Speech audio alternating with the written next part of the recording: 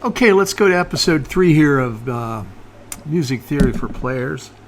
You know, we're trying to get the core concepts down. And the next two things I want to cover, one are key signatures. So sometimes understand there's just no one best place to start.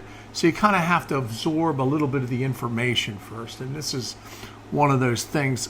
Key signatures are valuable. One, they can help you spell chords. They help you remember songs. They help you with the chord changes, all sorts of stuff. And, you know, obviously that's where the melody is, you know. So I want to go ahead and get to talk about key signatures a little bit. Let me get my pen up here, okay. So as you know, you probably know this, but no sharps and no flats, no accidentals, is the key of C. So you just memorize that, okay? Now, there's a certain order that sharps go on as key signatures, and I'm going to tell you what it is here. It's F, C, G, D, A, E, B. That's the way the sharps must go on the staff. And when we were in grade school and stuff in music class, they told us that means a sentence to remember the order of the sharps is father can go down and eat breakfast. So the first sharp has to be F. So there's the F, F sharp. And you put it at the beginning of the key signature like that. That means any F note that comes along as a note, not as a chord now, as a note, has to be played F sharp. And what does that do? Well, that sets up the major scale formula, or it sets up a G major scale. So what this is to tell what key you're in, to tell what key it sets up, you go one note above the last sharp. So in this case, there's only one sharp. It has to be F. F is the first sharp. One note above F is G. So the key of G has one sharp. And if you remember back to episode 2, if we put this like this, B, C, D, E. Now remember, this is F sharp and then G now. This will set up the half step. This will set up the major scale automatically only setting on G. It'll put a whole step between G and A, which is the same as the C scale. A and B, B and C, half step. Right, C and D, D and E, E and F sharp is a whole step now. It automatically adjusted that whole step for the tonic, as they say, which is the one, the bass, the root, whatever you want to call it, the primary note in the key, G. It set up this relationship for the major scale starting on G instead of starting on C. Okay. So let's get rid of those. So that's a G. So if I have two sharps in a key signature, well, what key is that? Let me get back here.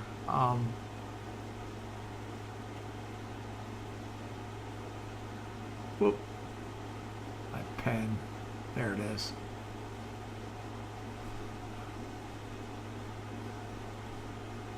That's an F and a C.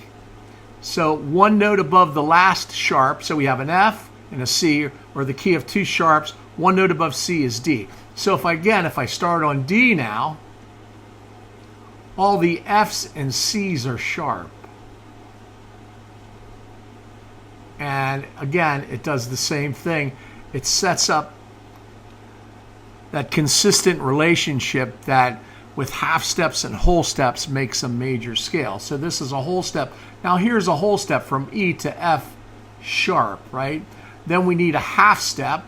So that's F sharp to G, G to A to B is a whole step, B to C sharp because of the sharp here. B to C sharp is a whole step, and then a half step from C sharp to D finishes it out, and it'll give you that again, it'll give you a major scale starting on D. So again, you don't have to do anything, just use the sharps in the key. Okay, so let's go ahead and take a look. Let's add the next sharp, which is G. Now we have the key with 3 sharps in. I gotta erase this here now. So what key is that? Well, 1 note above the last sharp is A. So this is the key of A. And again, it'll go ahead and it'll set up the same relationship. Whole step, half step, whole step, whole step, whole step, half step. And again, there's 3 notes that are sharp. A, here's a whole step. B to C sharp. B to C sharp, right? D to E, whole step. E to F sharp. E to F sharp. That's a whole step. Whole step, F sharp to G sharp, right? F sharp to G sharp, 1, 2, or a minor second, if you call it G sharp. And then a half step, G sharp to A. And then you have an A major scale, the 1 being A. Okay. So you can see, you can go through every one of them, and just remember, the easiest thing to remember is if somebody says we're in 3 sharps, they have to be in this order: F, C, G.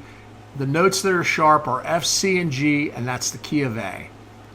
Okay, so let's just take a look at, okay, the key of D is 4 sharps, that's the key of, or the key of E is 4 sharps, that's the key of E. 5 sharps is the key of B. 6 sharps. Okay, so let's take a look at that just a little bit. Father can go down. Oh, I gotta get my pen. Down and eat. So all but 1 note is sharp. The only thing you got to remember is when you have 6 sharps, you're going to say, well, what key are you in? Well, 1 note above the last sharp. E is the last sharp. 1 note above that is F. But look, there's an F sharp on that line. So this is the key of F sharp. So 6 sharps is the key of F sharp. If we add the last sharp, which is B, the same thing occurs. B, well, 1 note above B is C. Well, that's obviously not the key of C. It's the key of C sharp because there's a sharp on that key. Okay, so that's the sharp keys. And again, all the sharps and flats do is set up that major scale relationship for the scale. Whole, whole, half, whole, whole, whole, half. And you get that major scale sound. And there's we'll be talking about all sorts of scales. I mean, there's relative mild. Don't worry. I won't forget all that. You're going to know it all by the time I get done with you. Okay, the flats go on exactly backward. Well, not backwards, just opposite. B, E, A, D, G, C, and F is the order of the flats as they're used in music. The easiest thing to do is the first flat is B flat.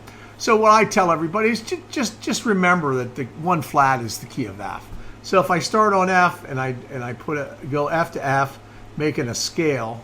Remember, alternating lines and spaces make a scale. Okay, it sets up a half step right here, which is exactly where it needs to. Between A and B. So this is whole step, half step, whole step, whole step, whole step, and then E and F is the last half step. Okay, so just remember 1 flat, the first flat, B flat, is the key of F. If we have 2 flats, it's B and E.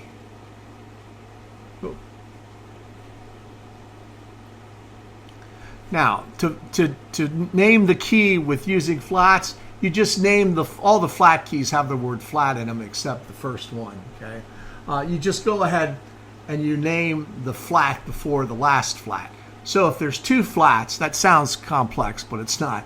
There's 2 flats, the name of the key is the first flat. If there's 3 flats, the name of the key is the second flat.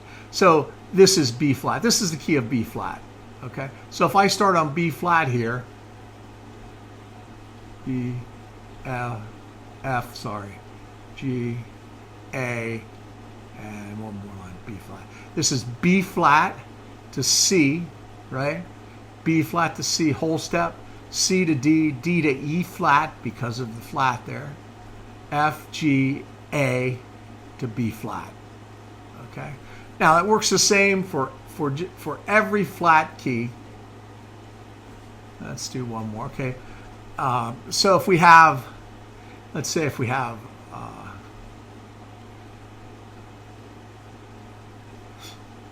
B, E, A, D. Well, what key is this? Well, it's the key of A flat. Always one flat before the last flat. D. Now we put a G flat. Well, what key is that? Well, that's D flat. So if we start on D flat, it'll set up that relationship, the major relationship with that. Okay, so after G, it becomes C. Sorry, getting a little far out here. One before the last flat that's G flat. That's the key of G flat. And then the last flat, of course, is F. And that's the key of C flat.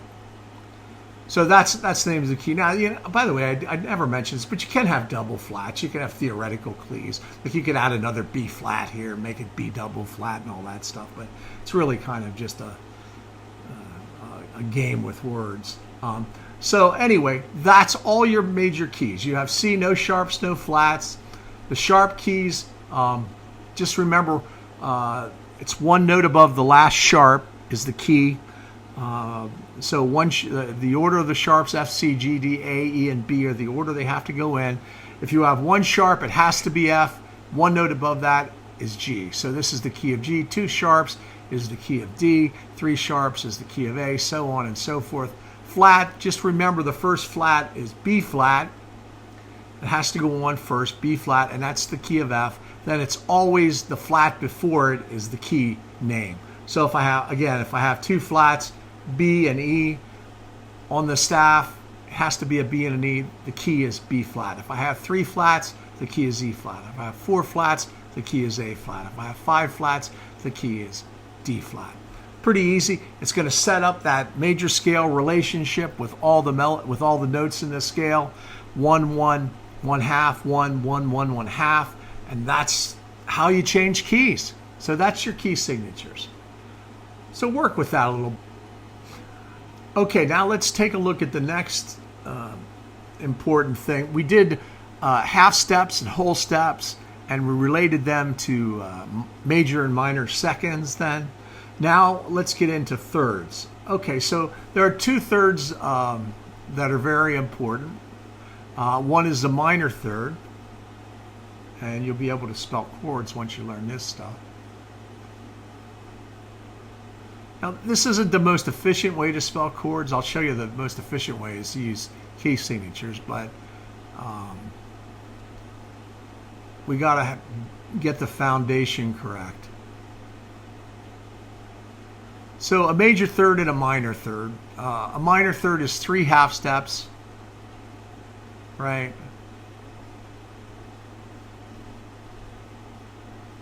And a major third is 4.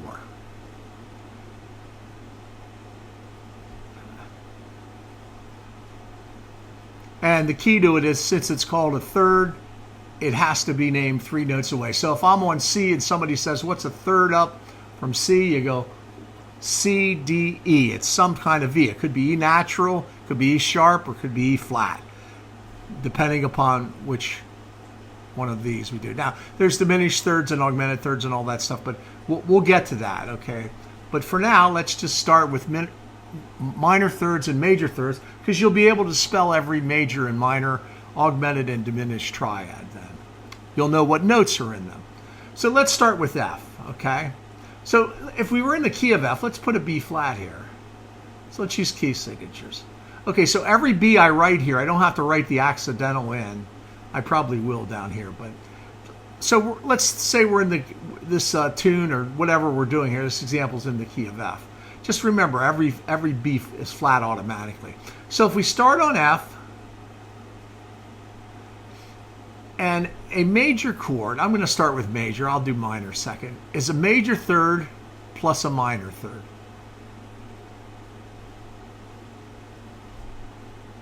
Or a minor third on top of a major third, however you want to look at it. That's a major chord, a major triad rather. And a triad is 3 note chords. And there's a lot of great stuff on triads. on guitar with some of these great players, man, going through how important it is to know the triads across the guitar. So worth looking at and worth understanding not only the fingerings, but how they're made and what note need to be in them. So if we go on F and we go up a major third, the first thing that we can do, and the first thing I teach everybody, is they have to be named by thirds. So they're automatically going to be on all lines or all spaces. So it's going to be some kind of F, some kind of A, and some kind of C. Okay, so the first interval, this interval right here, has to be a major third. So let's start on F and go up 4 half steps and see what kind of A we land on. 1, 2, 3, 4. A natural. Okay, we got that. Now from A natural up to this some kind of C, it has to be 3 half steps. Remember, it's a major third on top of a minor third. Well, if we're on A and go up 3 half steps, 1, 2, 3, C. So our F major chord is F, A, and C, and we did it like that. So probably a bad idea to put the key signature in there because I don't just want to do things at F. Okay, so let's take a look at, let's spell another major chord. Suppose somebody said, spell me an E flat major chord. Well, okay, what do you think the first note is? The root. Probably should have told you that. Well, it's going to be E flat. So if we start on E flat, so anytime I think you probably know this, anytime they say, spell me a G chord, what's the first note? Well, G. Spell me an A chord. The first note is A. What's an A flat chord? Well, the first note's A flat. So we're going to spell an E flat major chord. So we got to go, we just stack thirds, or you can count up E, F, G, G, A, B. Has to be named a third away. This one has to be 4 half steps away. So E flat, 1, 2, 3, 4. Well, it's a G natural. Now we need 3 half steps up from this. 1, 2, 3. Oh, it's a B flat. So you just put a flat in there. So the notes in an E flat major triad are E flat, G, and B flat. Play it on your guitar, play it on a piano, play it on any instrument you can find. You play those 3 notes like that, you got an E flat major triad. Okay, let's do another one. I don't know what. B's a good one. So let's do B. We need a B major triad. Well, the first note is B. Oops. And we can stack the notes right on top of each other because they're going to be named 3 notes away. So B is the root, as we say. 4 half steps up from that. 1, 2, 3, 4. D, some kind of D. Well, in this case, it's D sharp. If we start on D sharp and now go up 3 half steps, 1, 2, 3. Oh, it's F sharp. So the notes in a B major triad are B, D sharp, and F. A major third on top of a minor third. That's it. There's nothing else more to learn. It's simple as pie. All you got to do is count to 3 and 4 and 3, and away you go. Okay, so let's talk about minors. Minor triads, you just reverse them. It's a minor third on top of a major third. Actually, I said that wrong. It's a major third on top of a minor third. So the minor third is the first one. So if we start on F, first thing we can do, stack those notes right on top of each other. Now, from F to this A, whether it's A sharp, A flat, or A natural, has to be 3 half steps. So F, 1, 2, 3. Oh, it's A flat. Okay. Now from A flat, we need a major third. 1, 2, 3, 4 half steps. C natural. There you go. Let's make a G minor. G, B, D. Okay, from G to B, it's B flat, B natural, B sharp. Okay, so G.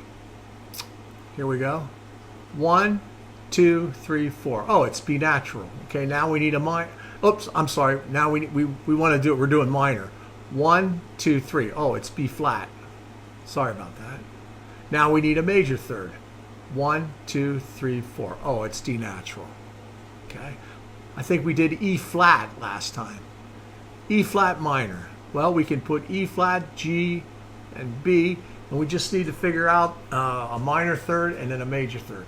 Well, for on E flat, we need a minor third up. We go 1, 2, 3. Oh, it's G flat. Okay. You squeeze the flat right in there. Now you need a major third up from G flat. 1, 2, 3, 4. B flat. And there's your E flat minor. Okay. Now, some people, by the way, I guess I should mention, like when you're writing major chords, they just usually write the name. So if, G, and that, G, F, C.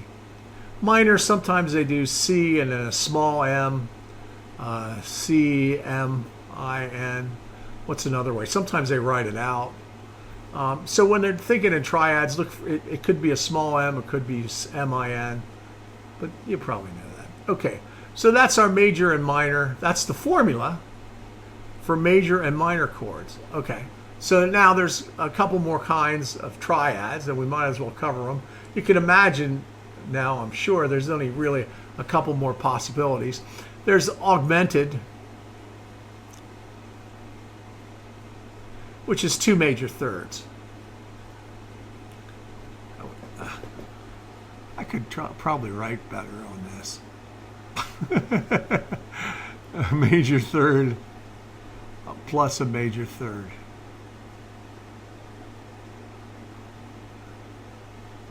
Okay. Now, you may have noticed too, with the major and minor chord, to make a minor chord out of a major chord, you just lowered the third.